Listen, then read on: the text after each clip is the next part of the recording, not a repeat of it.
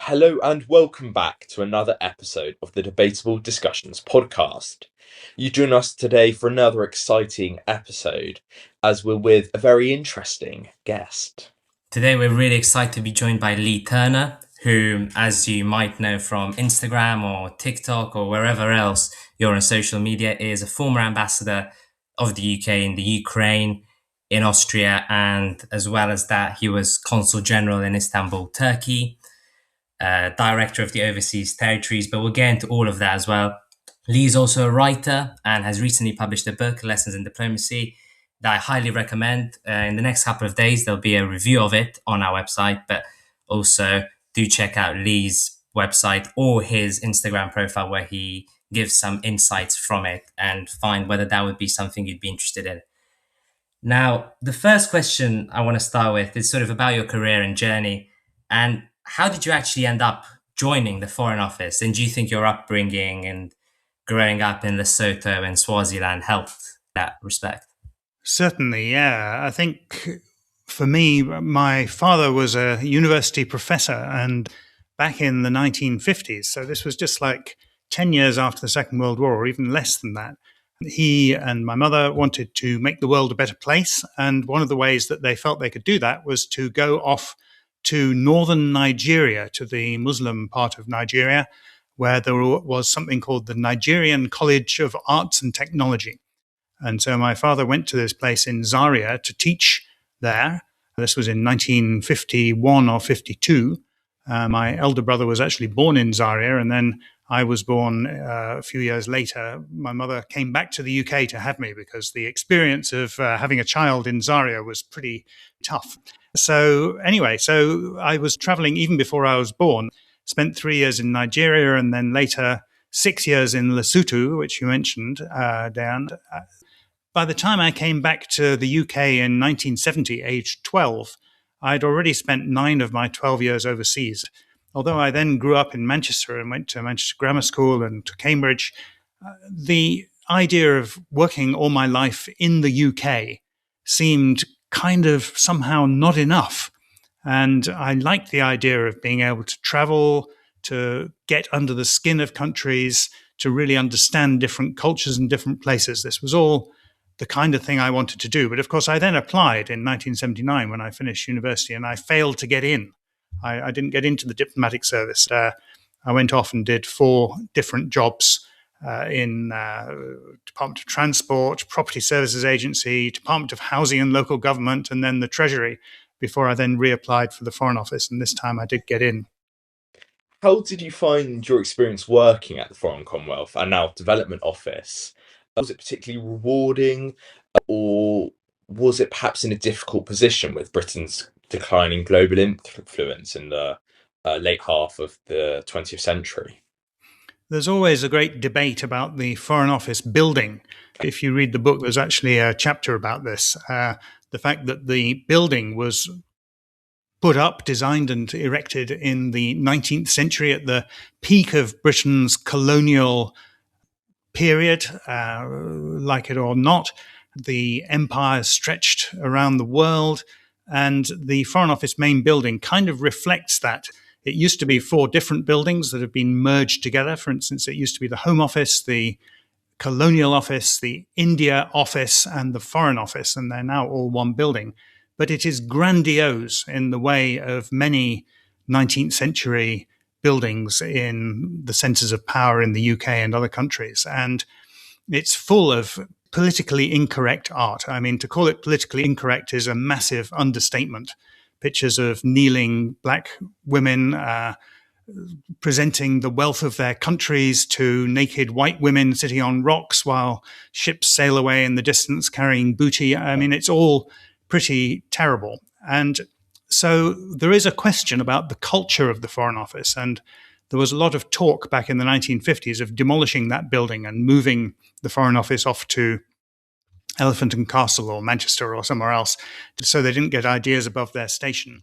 That's never happened. I think it's probably a good thing because the building is very magnificent. There is this kind of tension, as you say, John, imperial past, which many people would see today as being a very execrable period of our history. Other people would see it as being a great part of our history. And the present, where we're a medium ranked power with economic problems. And I always tell people you should never exaggerate the decline of the UK any more than you should exaggerate the continued power of the UK. I've been struck on many occasions. For example, once I went with a counter-terrorist team to visit Poland just after the collapse of the Berlin Wall in 1989 or 1990. And we were visiting the Polish Special Forces. I went there with some representatives, military representatives of the UK government who specialize in this kind of thing. And we were talking to the Polish Special Forces, and they said, we'd really, really like to work with the UK. And I said, why is that? There's many countries in the world. And the head of the Polish Special Forces said, yeah, well, obviously we don't want to work with the Russians. I mean, that's very problematic. We certainly don't want to work with the Germans. No question of working with the Germans. And then the Americans just make everything so complicated. So it's really you and the French, difficult. So look, and you've got such a great record. So we'd like to work with you. And this was a bit of a light bulb moment for me when I suddenly thought, well, yeah, we're not the biggest or most important country in the world by a long chalk, but we do have this tradition of foreign policy excellence. We have very good intelligence services. We have very good military. We have the United Nations, of which we're a permanent member of the Security Council for the time being, at least. And this does give us a certain heft in the world. And so there is this contrast between our imperial past, which many people would rather forget, at least not exaggerate the importance of, and then the present, where we are really in a very difficult, complex. And I do think that the Foreign Office can play a very important part in helping the UK to achieve its objectives in that complicated world, now as previously. On the UN, when you were ambassador in Vienna, you also were the permanent representative of the UK at the UN. How did you find the sort of inner workings of the UN? How was it more sort of challenging, perhaps, than your role on a day-to-day basis, ambassador to a country? Good question. So there's various levels of diplomacy. So you have bilateral diplomacy, where you're dealing with usually just one other country. I wouldn't say it's easier or harder than anything else, but it's certainly one kind of diplomacy. Then you have multilateral diplomacy, and you might be dealing with the European Union, for example, where you have 26 or 27 odd partners or competitors who you're negotiating with all the time, and every single one of those is trying to achieve their objectives while paying at least lip service to the principle of being communautaire or pro-EU. And then you have the United Nations, where you have, I think, 193 members as we speak, all of them with different agendas, different degrees of expertise, and a very difficult negotiating environment. One of the things I found there is that engagement is everything. If you are fully engaged at the United Nations, you have experts who know the rules, you have people there who know the history of the issues you're dealing with, your chances of getting the results you want, 1,000 times greater than if you go there unprepared and not really understanding how the organization works. And it's always about building alliances with a variety of different countries. It's always about being clear what you can sacrifice and what you can't sacrifice. And it's often about really important. So the UN is extremely challenging, but at the same time, when it goes well, when you're in that smaller room with a group of the most important countries dealing with a certain issue and you're trying to sort out a way forward, that is one of the most rewarding types of diplomacy, if it goes well. On that note, how do you think we should reform the UN? Obviously, with the Security Council, I suppose many would critique it for having very rarely unanimous resolutions passed, for example. How would you reform the Security Council or the UN in general to perhaps make it more effective? I talk about this a little bit in Lessons in Diplomacy, actually. It's a very dysfunctional organization. Like any big bureaucracy, it's afflicted by all kinds of problems. And in the United Nations, you have additional problems, such as trying to recruit evenly from the whole membership of the UN, where some of the smaller countries haven't got enough people there, and they get people into the UN, and then once they're there, the degree of engagement with their jobs is very variable from some countries, unfortunately. And so it's a really difficult organization to work in, and it's a very difficult organization to change, because to change the UN, you need unanimity. And really, the prospects of changing it are minuscule unless you have a degree of international readiness to do those reforms. We saw after the collapse of the former Soviet Union in the 1990s a kind of golden moment where it was possible to agree some very important resolutions. For example, on the first Iraq war, after Iraq invaded Kuwait, Russia didn't stand in the way of the resolutions that made it possible to launch the freeing of Kuwait at that point. But it was a fleeting moment, and many Russians would say that they were deceived and disappointed by the way they were treated when they weren't sticking their oar in to prevent anything happening. And since then, they've been making up for it in a big way. Trying to get anything through the UN these days is very difficult. So it's tempting for those people who don't like the UN, and I would probably put the current US President Donald Trump amongst that number, to try and set up alternative arrangements. And we've seen this so-called Board of Peace set up really under US leadership, which many people see as being an attempt to undermine or weaken the United Nations. For me, I would say, first of all, the Board of Peace has a very limited membership, and it's really in no way representative. It hasn't actually achieved anything yet. We'll see if it does. Secondly, the United Nations, although it is a highly imperfect organization, is the best organization we've got. Yeah. And we should hold on to it tightly and try and work with it, try and improve it in small ways that can be done without massive operational changes that require a majority, and keep going with it. And I believe, for example, whether the UK participates in some of the less central bodies like UNESCO or UNIDO, those are a good indication of the extent to which the UK is prepared to work with the UN to make it better. Before we go on to Russia and Ukraine and your time as ambassador to the Ukraine, I just want to ask you about your time as director of the overseas territories. You mentioned in your book quite a lot about that role, and how did you find adapting to it, and what were the sort of good moments, more of the bad moments during that time?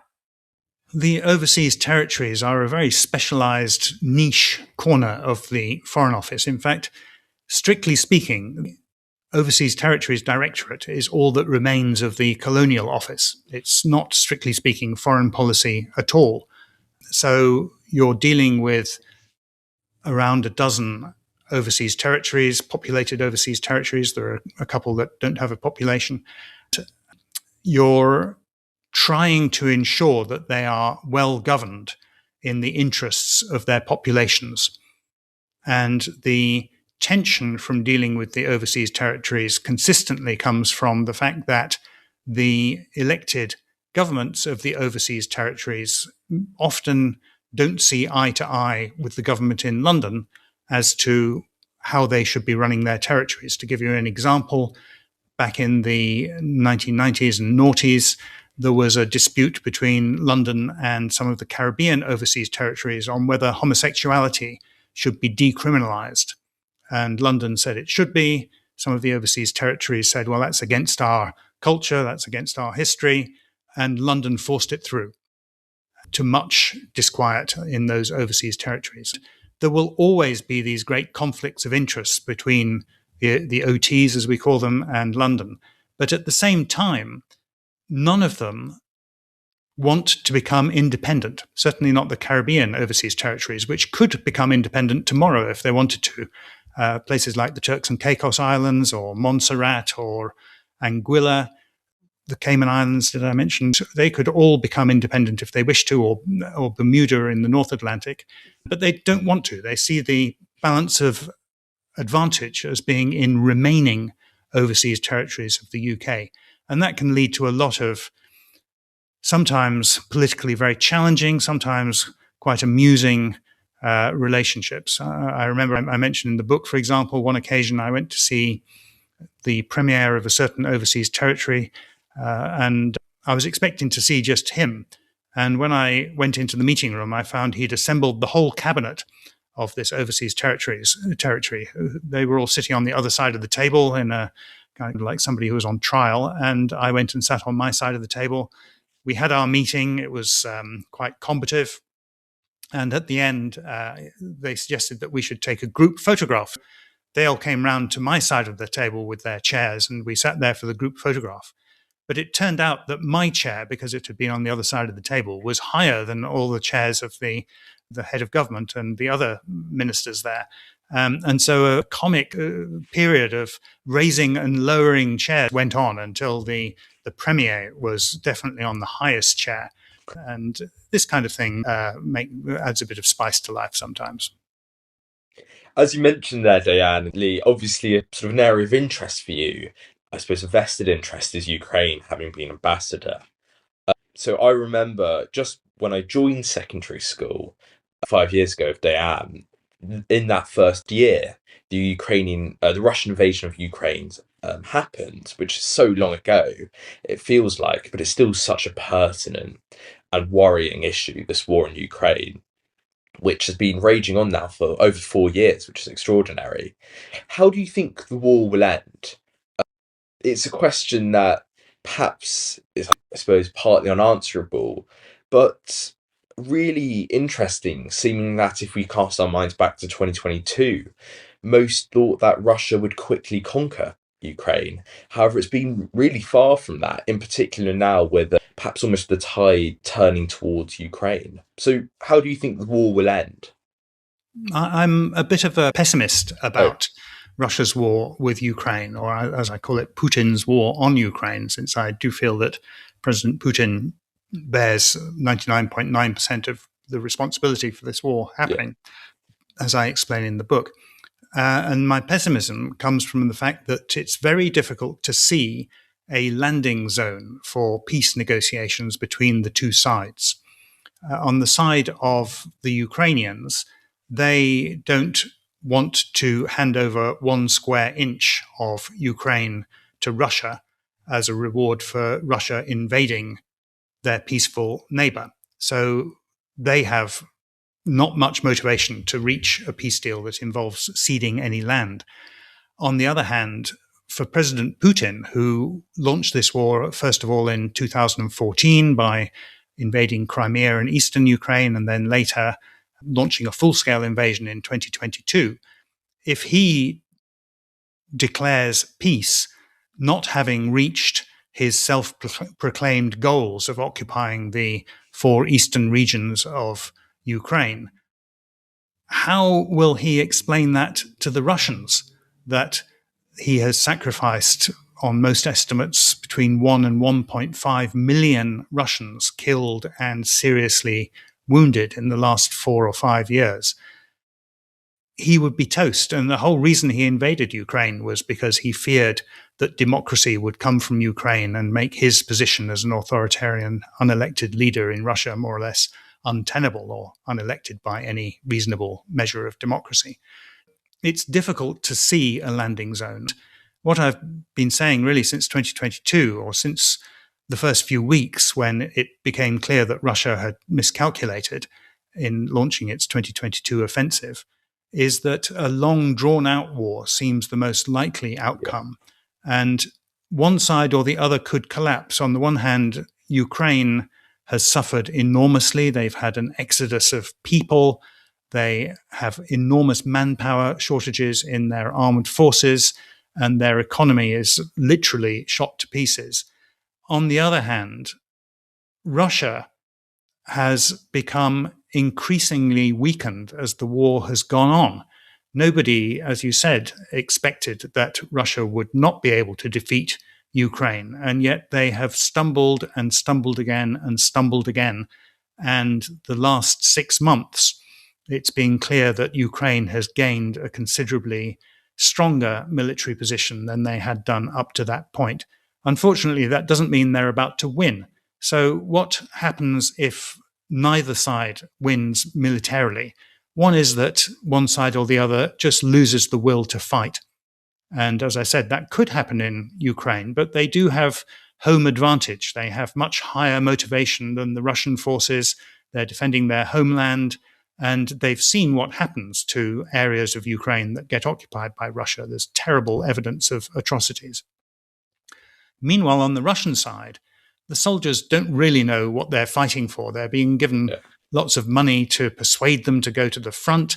The lifetime of Russian soldiers on the front, there's all kinds of numbers flying around, but it's clearly an extremely dangerous place to be. And people back in Moscow and St. Petersburg are increasingly saying, why are we fighting this war?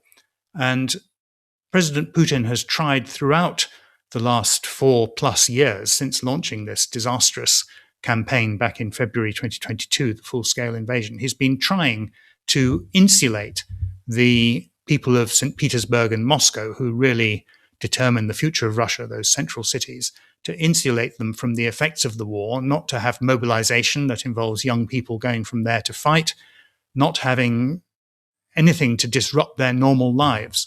And that is becoming increasingly difficult as Ukraine develops these long-range weapons with which they are successfully attacking places as far east as Omsk and even the Russian Far East with the famous Operation Spiderweb, when they put these drones onto lorries and drove them to the other end of Russia. So I think if we look at the last 6 months, the likelihood of the Russians' willingness to fight collapsing has certainly increased. And I'm not saying the elites are about to turn on Putin or that there's going to be any kind of uprising, but the likelihood of that happening has certainly increased. Now, before moving on to the sort of last part of this episode, I just want to ask you about the Russian tactics of misinformation. Perhaps, how do you see them? Do you see them in the UK and the rest of Europe, and how to best sort of counter those as young people? The Russian state has inherited from the Soviet Union very close attention to the control of information. And there has always been in the Soviet Union and now in the Russian state since President Putin took office in around 2000, a real focus both on controlling information that's available to your own people and in manipulating the information that's available to your enemies. And this is not new. There have always been ministries of propaganda. There have always been people trying to influence thinking in other countries. But what differs in the Russian approach is the scale and consistency of their misinformation efforts. And we've seen this again and again. The famous examples, for example, of pro and anti-gun law demonstrations being held in the United States, where people would turn up to demonstrate in favor of stronger gun controls, and people turned up to protest against such controls. And they said, well, who's organizing this? Where are the organizers? And there were no organizers. It had all been organized out of Russia. And the idea that Russia is, wherever possible, pouring petrol on the flames of any dispute within our own countries is extremely alarming. We see it in the recent protests against asylum seekers in the UK, where it's now been shown that a large proportion of the social media posts that were made about these protests, encouraging them to take place, came from outside the United Kingdom. What's that about? So there is a big, big problem. There's a famous, which I'd encourage all your listeners to Google, and it's Kim Philby, none other than Kim Philby, the famous Soviet spy who defected to the Soviet Union. It's from the 1970s, and it's Kim Philby talking to a group of Stasi. The Stasi were the East German secret police, very feared, the Department for Staatssicherheit, the Stasi. And he is saying to them, if you're ever caught and interrogated, just deny everything. Keep denying it. Deny it, deny it, deny it. Interestingly, Kim Philby is speaking English because he never seems to have learned German or Russian, despite being a great spy. And he says, if they come up with something in your handwriting, say it's a forgery, etc. And we see this tactic being used ad nauseam by the Russian information services. For example, MH17, the Malaysian airliner shot down by a Russian missile over eastern Ukraine in 2014. It's not that the Russians simply deny being responsible. They deny any responsibility whatsoever, even though it's absolutely crystal clear from evidence assembled by a Dutch court that it was Russian units that shot it down. So there is this consistency that the Russians used. What should you do about it? You should be really cautious in responding to calls for action in social media, and you should be as selective as you possibly can in where you get your news from. We see this. There's a very interesting example recently is Laura Loomer, who's not a household name in the UK, but she's a very influential MAGA, Make America Great Again, influencer in the US, very close to Donald Trump. And she recently visited Kiev and did some amazing interviews saying, I've been wrong all this time. I thought Ukraine was full of fascists. I thought that Russia was justified in launching its war. I thought we shouldn't support Ukraine. I was wrong about all of these things. I was captured by Russian disinformation. Very, very interesting interviews. And in a way, we've all been captured by Russian disinformation. One may take this to the highest reaches of certain governments that they've been captured by Russian misinformation. And we should be aware of that risk and be appropriately cautious in forming our views. I wholeheartedly agree with you there. It's been repeatedly said by, even the head of MI5, but there is a clear threat from Russia to the UK.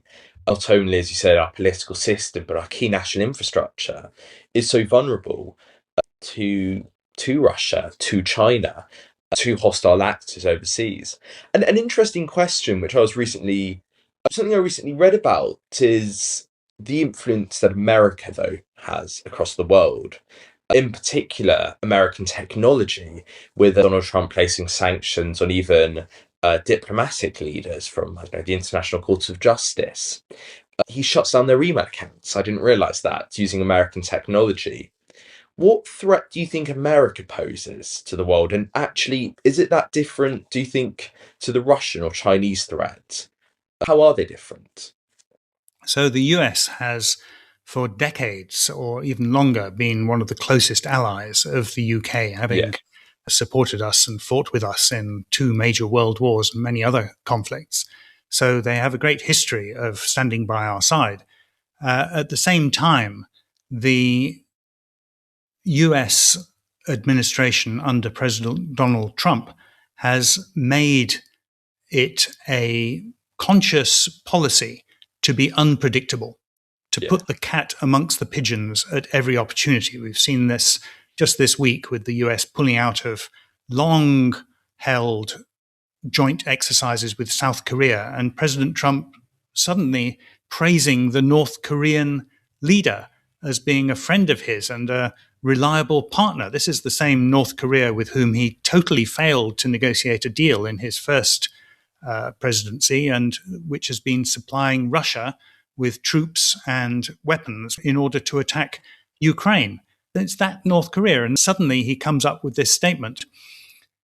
President Trump has also been extremely critical of NATO, of the UK, of France, of Germany, of a number of countries.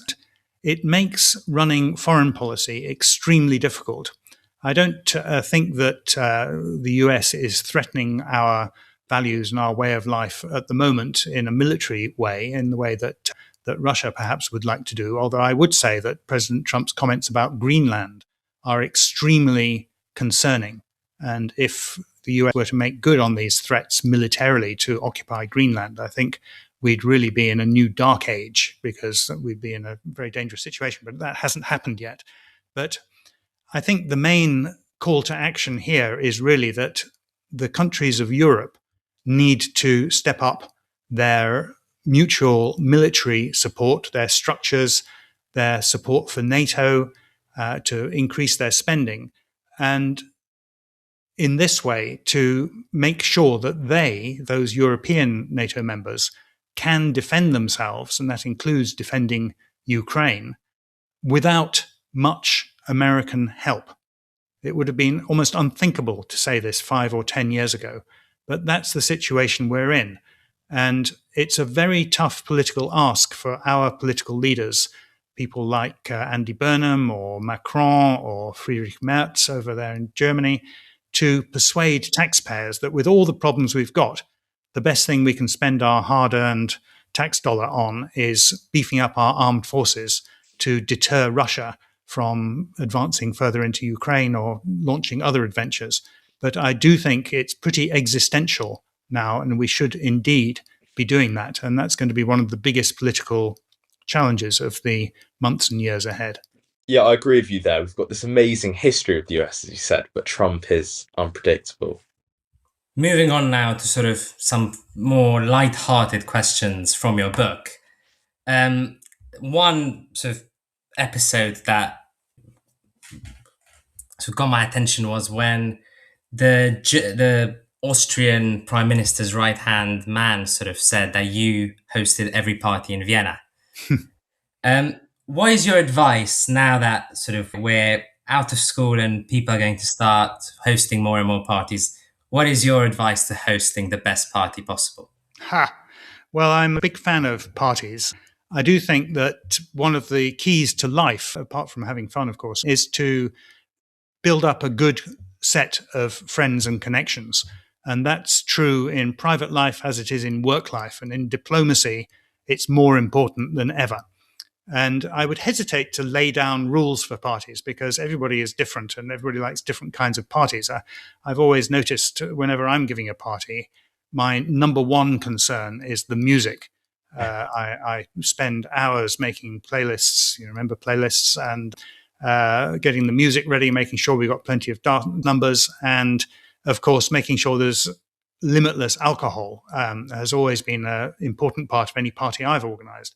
On the other hand, I've had much-loved partners who have wanted to focus on the food and felt that without good food, the party is nothing, whereas for me, it's almost irrelevant.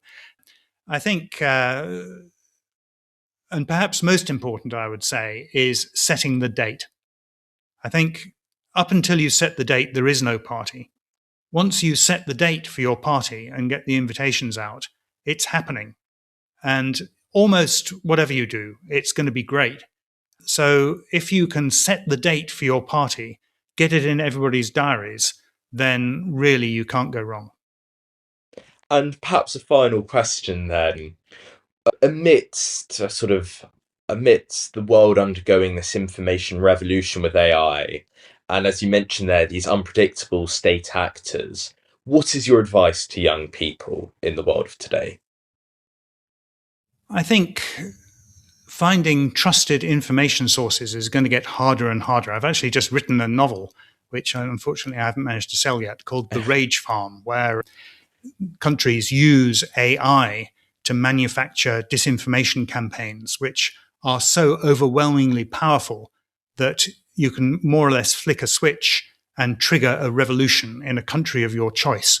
And you may say that's hardly even fiction these days.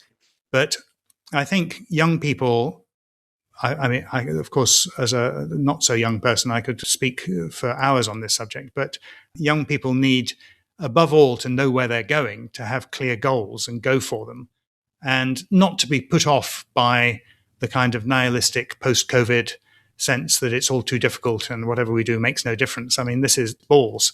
You know, you can make a huge difference to your prospects by really working like crazy and knowing where you want to get to. But in order to do that, you really need to understand the world, whether you want to be a diplomat or whether you want to do something else. And to understand the world, you need trusted information sources. I was looking at the Facebook feed the other day of somebody who I know well, and I was dismayed to find him saying, you know, I used to read the New York Times every day, and get my information from that and take it to the coffee and read it, take it to the cafe and read it from cover to cover. Now I have you, my friends on Facebook. I don't know who you are, but we have such great discussions, and I feel I've come to understand the world properly. And this guy is a raving conspiracy theorist now. And it fills me with real despair for the future of the world, that people can get so lost in this information peanut butter that we're all submerged in. And I think finding trusted news sources where you know who the people are and you know that they are trying their best to bring you the situation as it really is and to discuss it is very important. I myself am a big fan of the BBC and the BBC World Service. I would favour doubling the money that they get as a first step towards regaining UK influence around the world. And that would be my main advice. Focus on the best sources of information and don't get swept away in the torrents of conspiracy theorizing. Leigh, thank you so much for being our guest today. We've really enjoyed the conversation, and I hope that our audience has learned a lot. If you want to learn more about Leigh's experiences as a diplomat, ambassador, director of the overseas territories, do buy his book, Lessons in Diplomacy, available both in bookstores and online. It's a great read and one that I highly recommend. Leigh, thank you again. Great. Thanks to both of you.